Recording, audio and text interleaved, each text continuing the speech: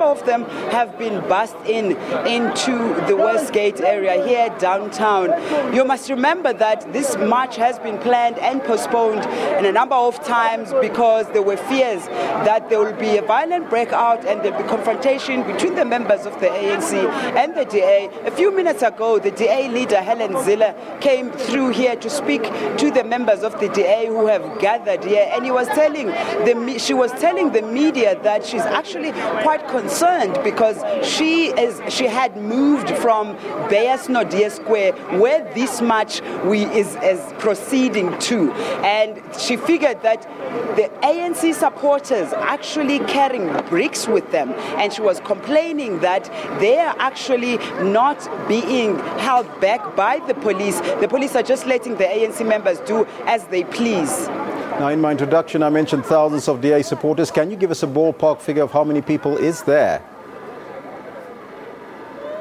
Elvis, it's clearly quite hard to hear you from where I'm standing, but if I can give you a picture of what's happening here, there are literally thousands of DA supporters. A number of people in the social network have picked up what one would call a trivial issue when it comes to color matters, because they're saying, as far as they understand, DA has a large number of white voters, and if you look around here, there's mainly black South Africans who have gathered here for the DA, and they've been brought in by buses. Now, earlier on, when we spoke to the ANC Deputy General Secretary, Jessie Duarte, she told us that they understand, or rather they have information that the DA in fact went to the squatter camps around this province and picked up a number of people who don't even belong to the organization, and they just wanted to make sure that the numbers are swelling in here so that it would seem like they have support.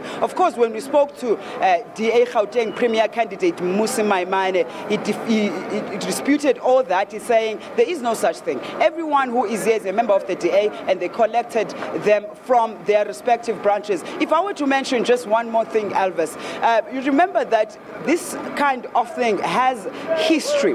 If you cast your mind back to when the IFP marched on to the headquarters of the ANC, a number of people died. And also, if you cast your mind back just a few years ago, 2 years ago, in 2012, when the DA marched onto the headquarters of COSATU, the Federation of Workers, there was blood spilled there. Fortunately, no people died. And now there are concerns that there might be some violent confrontation moving forward, especially considering that the ANC people who had pledged rather to protect the headquarters of the ANC, which is Luthuli House, have moved a block away to where the DA supporters are supposed to converge. Now, as you can see behind me, it's becoming chaotic. Let me take it back to you in the studio, Elvis. Thank you so much, Yulisa. That's Yulisa there at Westgate, where the DA march is about to start. And as